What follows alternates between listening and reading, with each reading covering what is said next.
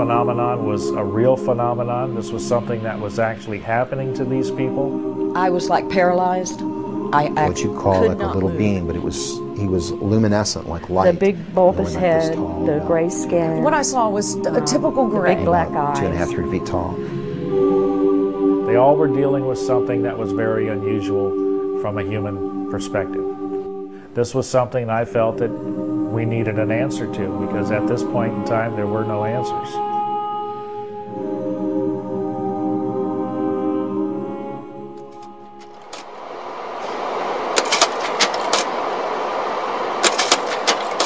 My name is Joe Jordan, and I'm the State Section Director for the Mutual UFO Network for Brevard County, Florida. I'm also lead field investigator. When we get a call for an investigation, we take all the information we could over the phone, and then we'd send investigators out, sometimes myself, sometimes other investigators working with me, and we'd follow up to do an investigation report. To these people, they were sincere, they had sincere experiences, and they were a lot of them looking for help, and they felt that being that we were involved as researchers and investigators, that we could be some help to them.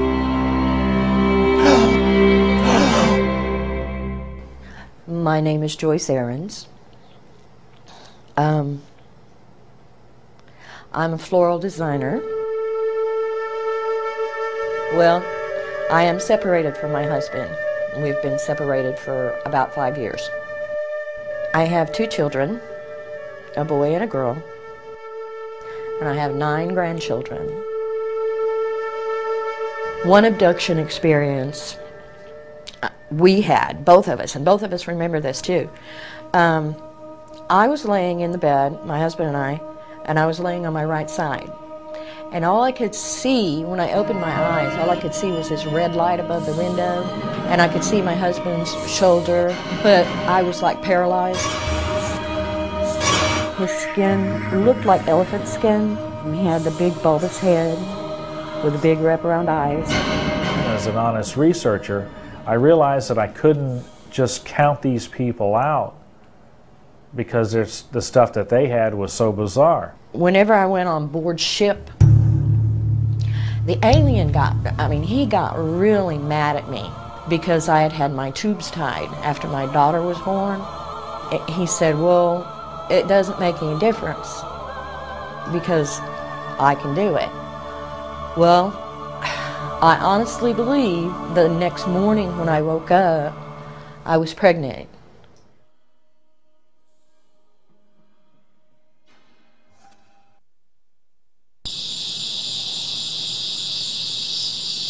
It was about 3 months later, I was abducted, and they took the child. A little while later, they came again, and I was on board ship, and one of the aliens brought a child to me. How did that come from me? How? How does that happen?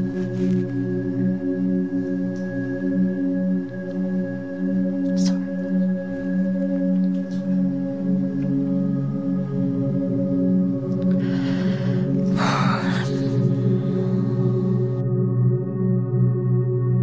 Most of the researchers in the realm had said it wasn't possible to stop an experience.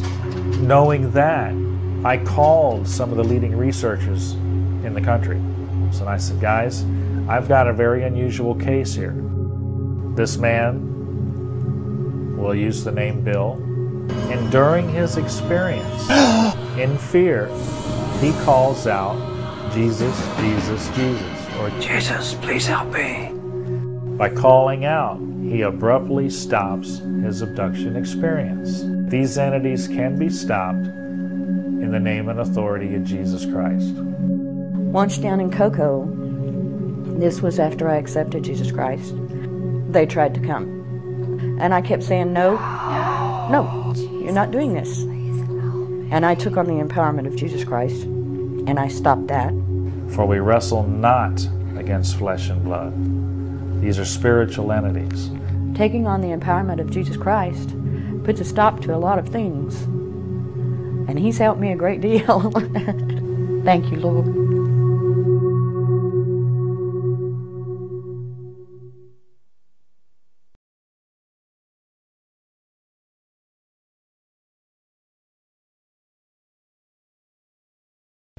But I said at the very beginning I was going to end with a quote from Betty, Andreas, and Luca's experience. And while it does indeed seem that the aliens have a spiritual message and agenda, the question I'm going to leave you with is what I want you to ponder, whether these are honest extraterrestrial life forms that have saturated Hollywood and the media in some of our lives or not. Is it possible that they're not only evangelizing us to an alternate spirituality, but are they themselves spiritual beings? The Bible teaches that our true struggle in this life and in this age is not against flesh and blood, human or alien, I'd argue, and that Jesus Christ gives His followers power and authority over wicked spiritual entities. What that means, and many here can testify, I'm sure, if a fallen angel or devil of some kind attacks you, if you're a born-again Christian empowered by the Spirit of God, then you have the authority in you to command that evil spiritual entity to leave. And again, I don't know who's a visitor in here and who's not, but I know good and well in an AG church, I don't have to teach that as if it's new material to you. And I can't think of a better way to introduce Joe than with the final quote from Betty Andreasen's own encounters in her own words. Outside the changing room, the entities awaited Betty. She became fearful and prayed frantically for help. Ah, she thought to herself, what is all this about? What are they going to do to me? Oh, Jesus, be with me. When I said that, the leader glanced at me quickly, sort of surprised or stunned. I guess he was reading my thoughts, but he seemed to move a little slower. He was wondering what all this was about, because he said, you'll be all right. Follow us, please. Getting back at me again.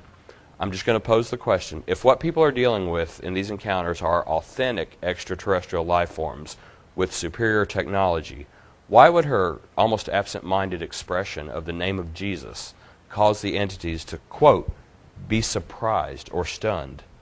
This begins to lend itself to a spiritual explanation of the phenomena. I'd say, why else would they suddenly, quote, move a little slower? Because the most common accounts of alien abduction involve people who, by all counts, they're taken against their will. They can't move. They can't even scream often. They can't get away no matter how hard they try, right? You're familiar with it by now. Why would such allegedly superior entities, in the transcribed accounts of one of the most famous abductees in history, as soon as she said Jesus, why would they now have to plead with her and say, please, follow us? Please welcome up my friend, Joe Jordan.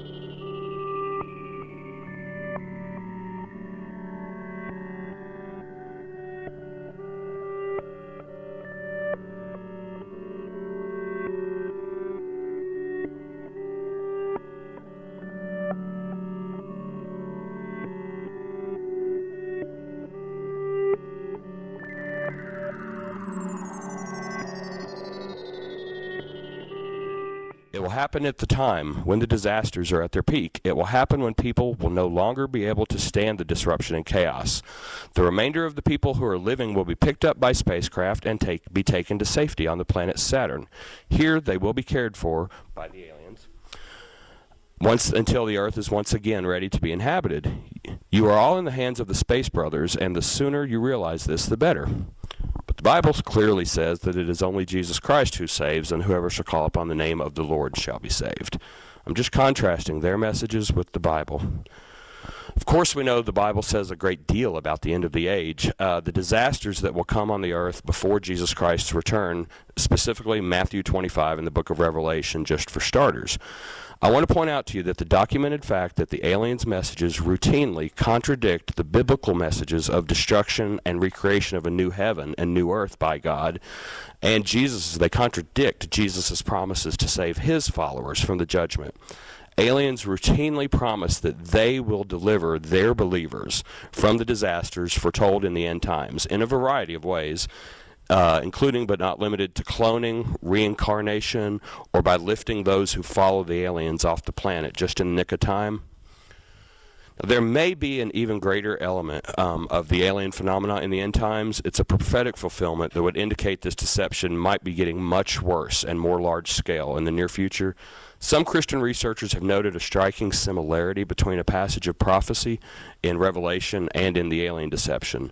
I don't personally like making firm prophetic doctrinal statements or letting arguments rest based on the debatable interpretations from the book of Revelation.